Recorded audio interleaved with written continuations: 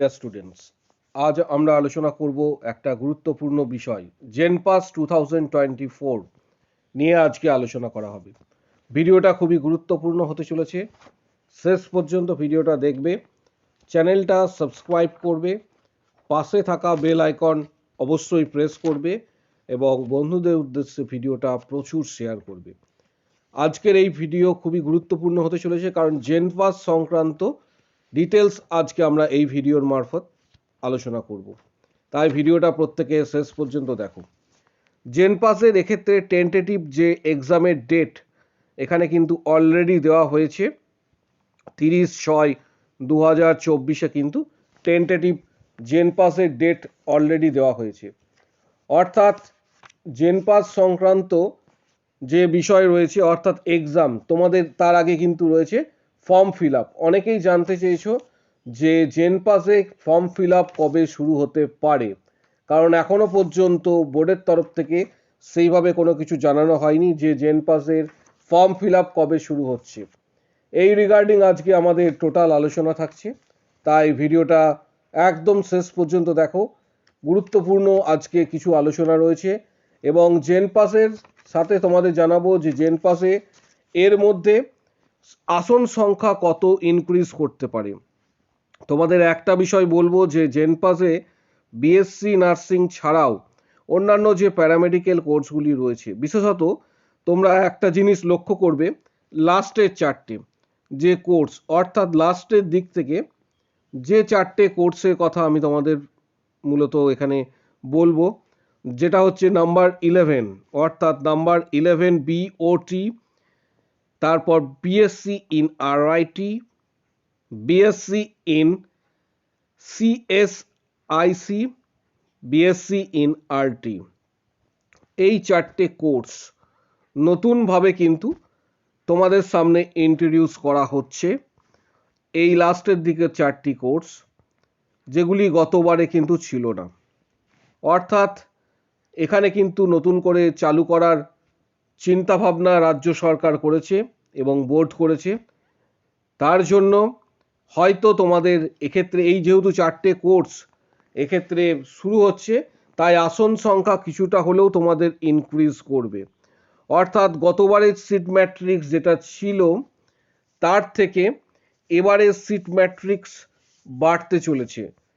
নার্সিংয়ের ক্ষেত্রে বিষয়টা, বিএসসি নার্সিংয়ের ক্ষেত্রে বিষয়টা পরে জানানো হবে, কারণ আসন কতটা বাড়তে পারে। কিন্তু অন্যান্য প্যারামেডিক্যালের ক্ষেত্রে দেখা যাচ্ছে, বিশেষত যেটা তোমাদের একটু আগে দেখালাম, যে চারটি কোর্সের কথা বললাম, এই চারটি কোর্স যেহেতু চালু হচ্ছে, তাই আসন সংখ্যা কিন্তু তোমাদের ইনক্রিজ করবে এই বছর।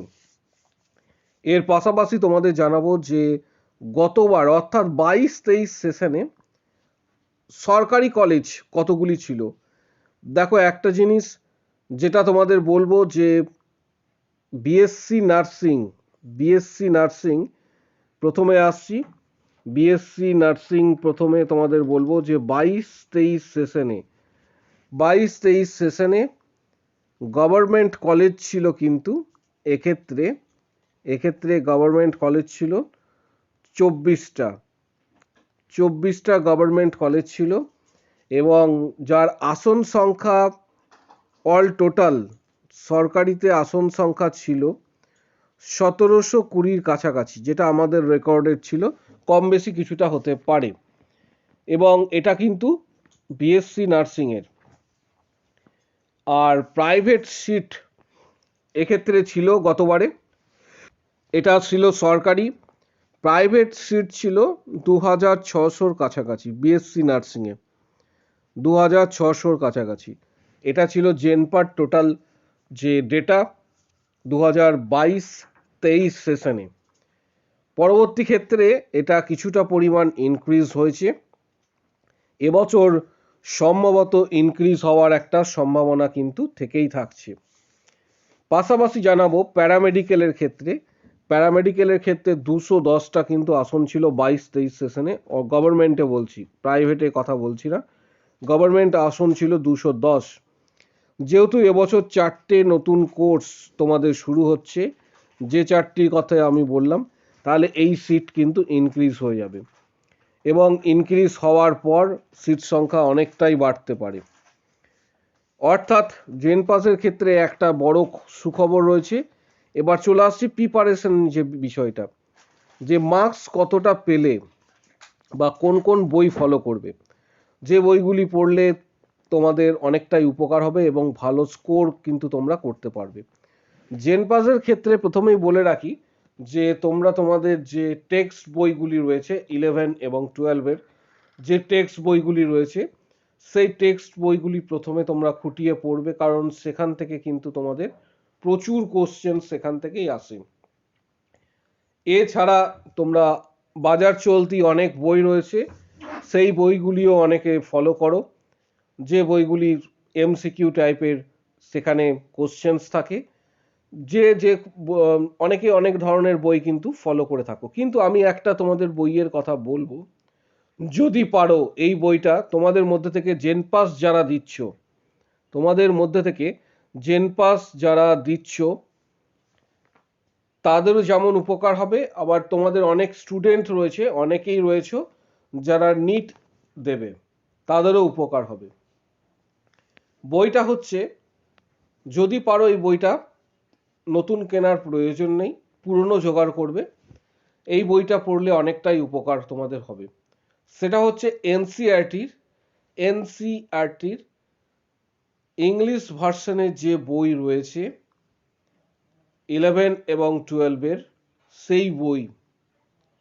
অর্থাৎ এই বই পড়লে কিন্তু অনেকটাই তোমাদের উপকার হবে, এবং বিশেষত জেন পাস প্লাস আমি তোমাদের এটা বলছি কারণ ম্যাক্সিমাম যারা সফল হয়েছে স্টুডেন্টরা, তাদের সাথে কথাবার্তা বলার পর যারা অভিজ্ঞ টিচার রয়েছে তারাও কিন্তু এই বইটা, বিশেষত আমি তোমাদের যেটা বললাম এনসিইআরটির ইংলিশ ভার্সন যে বই রয়েছে সেটা পড়লে নিট অনেকটা কিন্তু তোমরা এক্ষেত্রে গাইড পেয়ে যাবে, নিটেরও কিন্তু সেখান থেকে অনেকটা গাইড পেয়ে যাবে বইটা, প্লাস জেনপারও কিন্তু অনেকটা গাইড সেখান থেকে তোমরা পেয়ে যাবে। বইটা খুব ভালো বই, এবং এনসিইআরটি যে বইগুলি রয়েছে ইংলিশ ভার্সন, তোমাদের এটা বলে রাখলাম।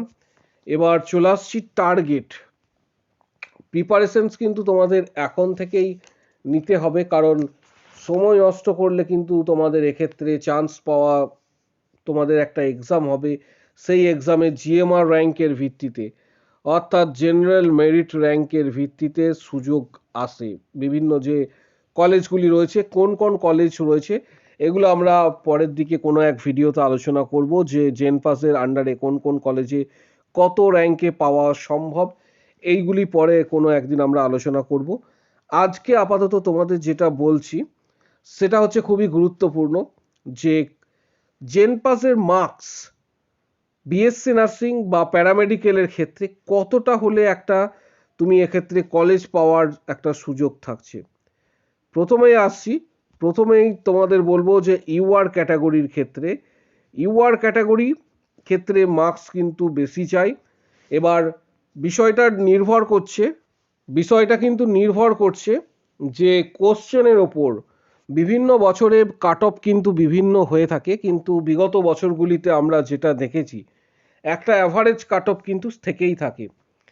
সেই অ্যাভারেজ কাট অফ মূলত কতটা হতে পারে, যে কোশ্চেন যেরকমই হোক, হার্ড বা ইজি, তা সত্ত্বেও একটা অ্যাভারেজ যদি নাম্বার তুমি পেয়ে থাকো, কারণ কাট অফ বলা সম্ভব একমাত্র যখন তোমাদের এক্সাম হবে। তবু বিগত বছরগুলিতে যে একটা মার্কসের ভিত্তিতে স্টুডেন্টরা সুযোগ পেয়েছে সেটা তোমাদের জানাবো। জেন পাসের ক্ষেত্রে মোটামুটি তোমরা ধরে রাখতে পারো যে কোশ্চেন হার্ড বা ইজির ওপর নির্ভর করছে। আবারও বলছি, তবু একটা তোমাদের মার্কস আমি এক্ষেত্রে বলে রাখছি, 42 থেকে 50-এর মধ্যে যদি মার্কস থাকে তাহলে কিন্তু অনেকটাই সুযোগ থাকে। তবে আবারও বলছি, কোশ্চেনের ওপর নির্ভর করে কিন্তু, কারণ আমি তোমাদের অন অ্যান অ্যাভারেজ একটা বিষয় বিগত বছরগুলিতে যে মার্কসের স্টুডেন্টরা সুযোগ পেয়েছে সেটা তোমাদের জানাচ্ছি। ওবিসি এ ক্যান্ডিডেট যারা রয়েছে তাদের ক্ষেত্রে মোটামুটি ধরে রাখো তোমরা 37 থেকে 43-এর মধ্যে যদি 37 থেকে 43-এর মধ্যে যদি মার্কস থাকে তাহলে সুযোগ অনেকটাই তোমাদের কিন্তু থেকে থাকে জেন পাসের ক্ষেত্রে। একদম লাস্ট রাউন্ড পর্যন্ত কথা বলছি, যে প্রথম রাউন্ড অবধি না, লাস্ট রাউন্ড পর্যন্ত। ওবিসি বি এর ক্ষেত্রে টার্গেট কিন্তু কত হবে সেটা তোমাদের বলে রাখছি, পরে লাস্টের দিকে আমি বলছি। ওবিসি বি এর ক্ষেত্রে মোটামুটি তোমরা ধরে রাখো যে 42 থেকে 46-এর মধ্যে মার্কস থাকলে অনেকটাই কিন্তু তোমাদের সুযোগ থাকছে। এসসি ক্যান্ডিডেট যারা রয়েছে তাদের ক্ষেত্রে মোটামুটি তোমরা ধরে রাখো এক্ষেত্রে 32 থেকে 37-এর মধ্যে মার্কস থাকলে অনেকটা সুযোগ তোমাদের থাকবে। এটা এসসি ক্যান্ডিডেটদের ক্ষেত্রে বললাম।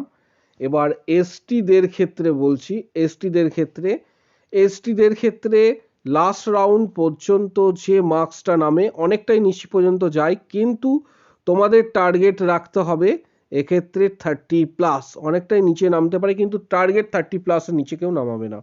ইডাব্লিউএস ক্যাটাগরি যারা রয়েছে, ইডাব্লিউএস এর ক্ষেত্রে তাদের মার্কস 35+ থেকে শুরু করে আপ টু 38 পর্যন্ত রাখার চেষ্টা করবে।